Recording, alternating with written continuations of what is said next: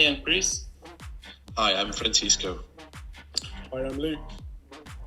We are the personality Cortex group, and our aim is to use brain data from a NILAB Amsterdam MRI to predict personalities. I hope you enjoy our demo day. Hi everyone, and thank you for joining us. We are the team behind PC, Personality Cortex. We were interested in predicting one's personality using their brain imaging data. These are the team members. I would first like to outline the problems that we identified that we wanted to work towards solving in our project weeks. The first one was personality and how to characterize personality. Now, you may have all done quizzes online on Facebook and been told you're an INJP or a commander or something, and whilst they're very interesting, they're not particularly scientific. Although saying that, the field of personality is a very well-researched field. Researchers have designed the 5-factor model for characterizing one's personality, and if you look to the right-hand side of the slide, you will see the 5-factor model. This model involves having 5 categories that you'll be given a score on, and using all of this together you can get a prediction for one's personality.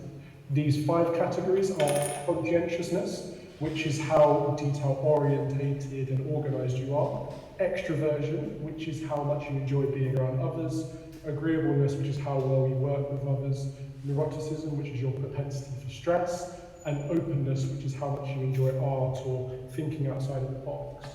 Whilst this has been very useful scientifically, it doesn't really give you a representation of what happens between the discrete categories.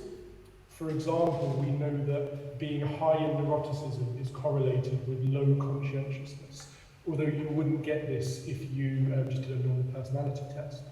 We wanted to design a model that would give people their personality clusters, so it would be able to take into account the relationship between all of the separate categories.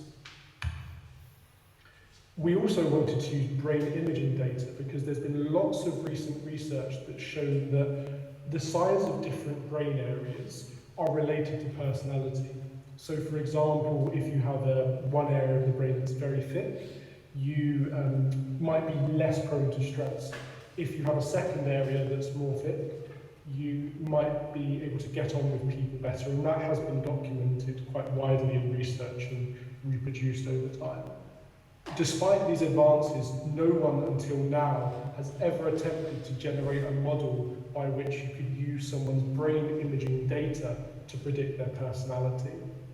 The third problem, and this is one we discovered when we were actually working with our models, is that the current software and tools that are available are very computationally expensive and take a long time to use.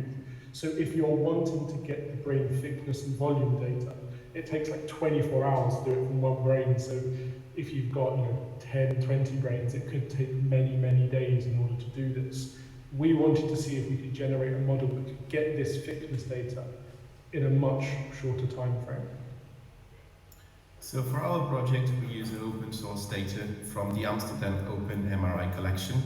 And essentially, this data contains brain information from 1,370 patients linked with a personality test.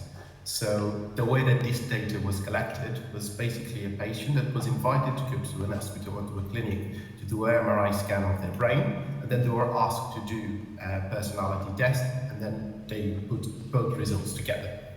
The data was quite balanced, which was very good for our analysis, meaning we had 53% of the patients were female patients and 47% were male patients. In terms of how did the data look like, so what kind of data did we use? So essentially we work with 2 types of files. We work with a big Excel file, which contains all the information from the patients, meaning each individual, from the 1,370 patients we had, their brain features with numerical values, and in total we had 140 brain features. But more interesting, we also worked with MRI scans itself. So the image that you see on this slide on the right side is actually a brain of one of the patients that we worked with. To develop our models, we use as inputs the brain features, and the targets were the 5 personality traits. In terms of the methodology, Luke very well defined the problems that we identified, and for each of those problems, we create a model to help us solve that issue. So the first thing that we identified was the clustering, meaning at this stage, the five-factor model is scientific, but there is loads of personality tests that are not scientific. So what we have done, we create a key means model, which allows us to create our personality types, and we use that as the main output for our model. For the problem that takes 24 hours to generate brain thickness data, this is essentially when you go to do an MRI scan, you get a picture. However, there are certain tools that allows you to convert that picture to numerical values, and those numerical values then can be used in machine learning models. Although the tools that are available, they take up to 24 hours to convert those pictures to numbers. So for that, what we have developed, we've developed the CNN model, or computer vision model, that allows us to upload a brain scan, or a picture of the brain, and with that, you can generate an output of the type of personality that brain is associated with. Finally, to predict a personality test based on the image data, we tested 3 different models, a random forest, a gradient boost, and a logistic progression. And due to the characteristics of our data sets, we focus on the logistic progression on our lab. So let's go back and start looking at the output. We will first focus on the k-means clustering output that we use to generate the personality clusters that were ultimately used as the targets. If you look at the table on the left-hand side, you'll see the columns represent the gold standard typical research personality domains. When you go down each row, you will see each of the clusters that we ourselves generated. We decided to generate 5 clusters because we know that personality can be characterized by 5 different domains as it is done in research. We gave artificial names to each one of the rows based on the features that created it. And if you look at the values in the tables, these show you the Z-score, so the numbers of standard deviation from the mean value of each one of those features. I think it's a bit confusing, so I'll go through a couple of examples to improve the intuition. If you take the first row that we called leader, you'll see that people that are close to this cluster and would therefore get this category are low in neuroticism, so don't really respond that much to stress. They enjoy being around others, they're able to think creatively, get on well with others, and they're quite organised. All traits that we identified with a leader having. If you go down to the fourth row, you'll see the anxious row. People that are close to this cluster have increased propensity to develop stress, be a bit introverted, still quite open and get on well with others, however quite disorganised, and we thought this might encapsulate someone who was quite anxious. We use these personality clusters in order to generate our predictions from the logistic regression models when you put in the brain thickness and brain volume data. And if you look to the right-hand side, you'll see you get the proportion, the percentage chance of you falling into each one of the personality clusters if you put in the data. And you also get a little narrative description at the bottom that explains in a bit more detail what that personality cluster ultimately means. How was the logistic progression making these predictions? Interestingly, we did feature importance to have a look at this, and it basically it's making the predictions based on the largest brain structures, and that's where it's getting accuracy from, which wasn't what we were expecting at all. We thought it would be the small brain areas that are related to personality.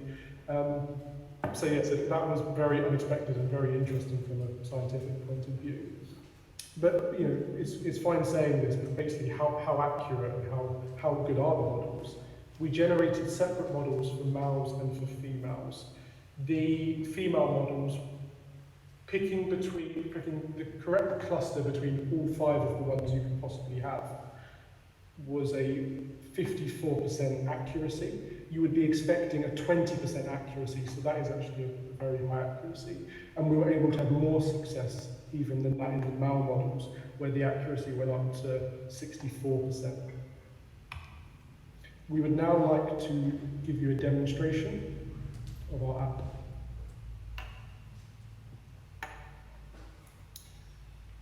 So essentially, these apps can be used by anyone who has brain data. So if you go to the hospital and you do a brain scan, you'll be able to use our app. However, the main target of users of these apps are doctors and researchers, because we believe they can enrich either the diagnosis, or they can just kind of confirm some of the things that they are researching. On the left side, we included some of the links that we use during our research. As Luke well mentioned, there is loads of studies that link the personality with the brain shape, and we include some of those papers there. So now we will demonstrate how the app works, and for this demo we use data from two persons. One, which will be a CSV file that you can upload with the numerical values of brain. This is actually the brain data of one of the members of our group, which I think is very interesting. But for confidentiality reasons, I cannot tell you who member it is. But yeah, so as you can see, this is kind of brain data from one of us, and we'll upload this file now in our app, and we'll get an outcome of personality. What was very interesting was when we tested this data, the result that we got was exactly the same as the personality test. So for this particular case, you get 100% accuracy, which is fantastic. Alternatively, you can use our app with the image.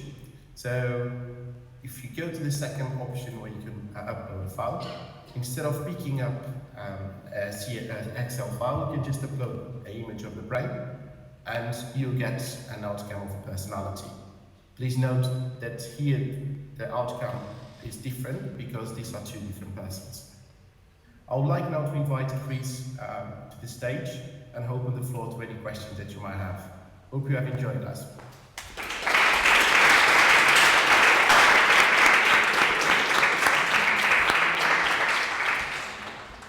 We were clapping in the studio, you just missed it. I swear. Okay, do we have any questions on the brain imaging product? Okay, I'm going to bring the microphone so you can actually hear what everyone's saying. 1 second. I'm not actually sure you can hear the microphone, but hi everyone. Why was the performance better on male data? You mentioned the accuracy, but I'm curious if you know why or have a suggestion. So essentially, the structure of a male brain and a female brain is different. So male brains, they tend to be bigger, and as our model focused more on the biggest parts of the brain, we believe that had an impact on the performance of the model. Okay, any other questions in the audience? Yeah, 1 sec. Yeah, so from your presentation, it sounds like the personality features are entirely made written in the brain somehow. So how then can you change your personality through therapy or other means? Oops. Sorry. Yeah, so I think that's an interesting question, and personality typically develops up until you're sort of in your mid-20s. And personality is relatively rigid after that. Actually, there are certain things you can do, medications, and doing psychedelics apparently will alter your personality structure too. And yeah, the question is if it's linked to brain structure, is there much you can do to change it? We do know that some of the talking therapies, for example, can make changes to brain structure and brain function too. So what would be good actually is if we could get people at baseline, measure their personality, maybe give them a psychedelic or give them talking therapy or both, measure their personality after, and then see if there's changes in the brain structure and also in their personality. You just have to add that the Wagon doesn't endorse giving psychedelics to your patients. Just need to add that one in there, but it would be interesting to know. Any final questions from the audience? Yeah, I'm just going to bring the microphone down back. 1 sec.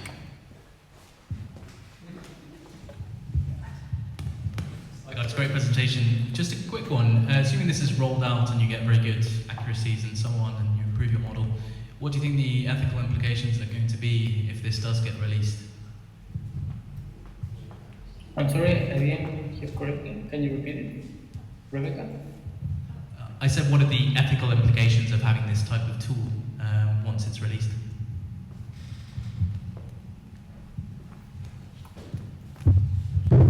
Oh, did you guys hear? What are the ethical implications? Nobody wants to take that one. There's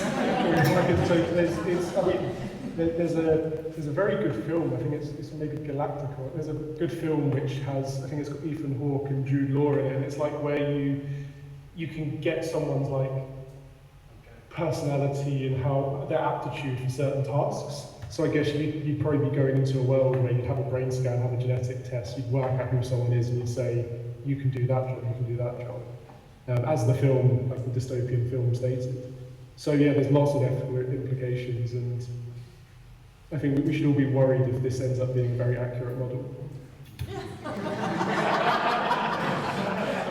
Luckily, we're not live streaming this project out into the world, and no one will ever know about that. Okay, thank you so much. Congrats to our team.